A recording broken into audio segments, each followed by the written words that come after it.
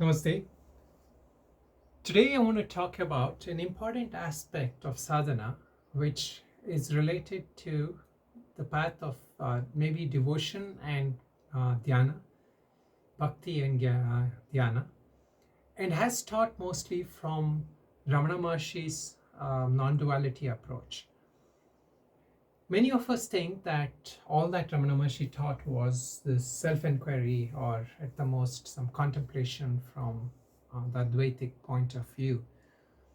But it is very well acknowledged in most of the Advaita Vedanta tradition that in order to be able to absorb and abide with the knowledge of one's own self, one needs to actually have what is called as purity of mind. And this purity of mind generally comes from path of devotion or other practices related to sadhanas such as that.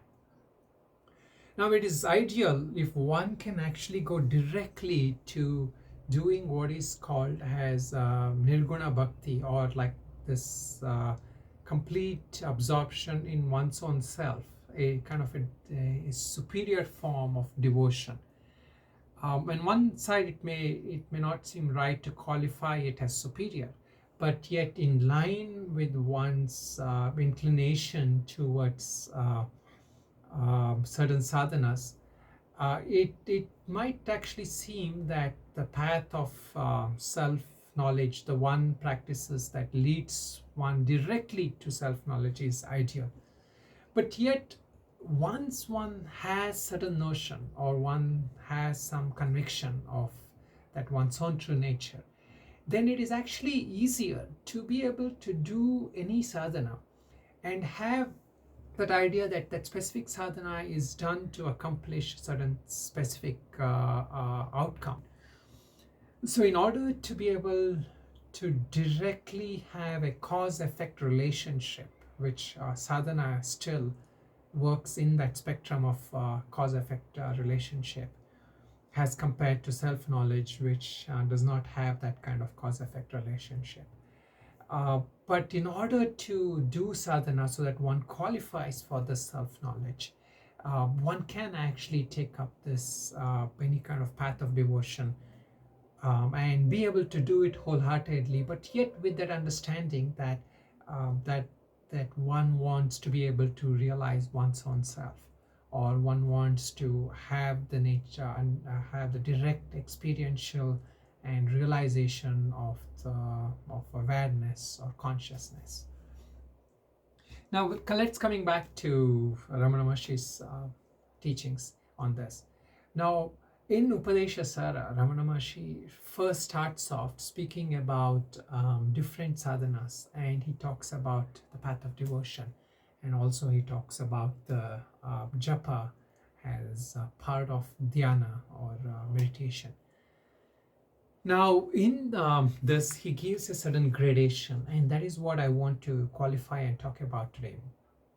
In the first aspect of talking about devotion, the verse which he wrote and which he himself translated from Tamil to Sanskrit, he writes there, Kaya Vangmana Karyamuttamam Pujanam Japas Chittanam Kramat. So he gives a sequence here where he's actually saying of the actions that are being done to worship the Lord.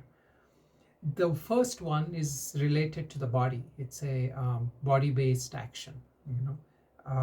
As we know, there are three kinds of action that that humans do and for which they get the results, which is actions generated from the body, like physical actions, by speech, using our verbal, and the mental actions. So these are three kinds of actions. So he says in that of the different kinds of worships we do, the most superior is the mental worship, and after that is the worship that relates to the speech, and then the one that relates to the body. Now when we take this speech component in this, right, that has the middle aspect of the sadhana, he gives further gradation on how one can use it. And here he talks about just using worship, using the speech and japa, and also the mental aspect. So within that itself, he grades it, gives further gradations there. And that sloka which he wrote is something like this. Again, Uttamastava Uchamandataha Chittajam Japa Dhyanamuttamam. So the gradation here is once you can actually start doing this kind of verbal worship using just bhajan, singing songs and devotional songs devoted to the Lord, or one can actually start doing what is called as japa. And in japa he gives further gradation, starting with like loud japa, like chanting the name of the Lord loudly. Like if one chants Om Namah Shivaya, then chants like Om Namah Shivaya, Om Namah Shivaya, Om Namah Shivaya. And then he says one can do softer, like Om Namah Shivaya, Om Namah Shivaya, Om Namah Shivaya, like almost like a whisper kind of thing, you know. And then the next one is just mental chanting. So you're just chanting mentally, like Om Namah Shivaya, Om Namah Shivaya, but it's done mentally. So you're not using any verbal things, but it is still kind of considered like a speech-based thing, because it's mostly using the name, you know, the name of the Lord or whatever. Here also there's a sudden gradation, because sometimes when some people are not ready, they, or when they're in the initial stage of the sadhana, they are given different japas. They can do this japa, they can do that japa, they can do that japa. And then based on certain qualifications, they receive certain diksha or some mantra or some nam japa, and they take that one specific japa and then they keep on doing that. But here is one aspect which I want to mention. So when we do the mental japa, which is already considered the subtlest, there is a form, and this actually I learned from one of the devotees of Ramana Maharshi, who was actually there, you know, was actually alive when I met him somewhere in late 90s. And he mentioned to me one aspect, that when we are actually doing japa, and before you move on to mere contemplation or mere dhyana, just as in complete silence of mind, that kind of practices, he says you can actually use the japa to aid that. And the way it is done is this, and I'm going to use the mala here to demonstrate that. So when you chant the japa, such as Om, let us say Om Namah Shivaya, the one I was saying before. Like if I say Om Namah Shivaya, and then there is a slight pause you can give, and in that pause you try to not just blank out, but open your mind and be receptive to like a kind of a response that you're getting for your prayer from the Lord. Or if it is just like a nirguna mantra that you've been given, or some bija mantra, or anything like that which doesn't have any form or deity in there, you can just try to tune into that stillness or the silence, or even better is this sense of a presence, because there is still a form of devotion, but yet you are trying to stay in that presence. And you have to see how you go with that. And so I cannot say like do this Om Namah Shivaya and wait for 3 seconds. So it has to be like you have to get that intuitive feel. If you're not connecting and if you're getting lost in thoughts, then it's good to go on Om Namah Shivaya, Om Namah Shivaya.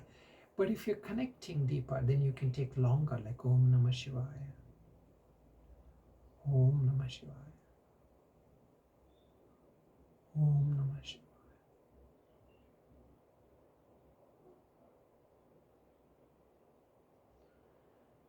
So that form of practice becomes a middle step before you can go on deeper. And you'll actually see that I'm not going to talk a lot about this, because I'm assuming people know about this, that japa has a very transforming effect even in your daily life. So when you're going through stress or emotions or confusion, or whether you are worried about some exam or some medical result or something, the form of japa will actually kind of mentally keep working with you. And you can also use a little japa whenever at such times, but you kind of feel that kind of blessing, because it's almost like a mathematical thing, that you have created that samskaras, or that conditioning. so that in your time of need it will actually come and support you.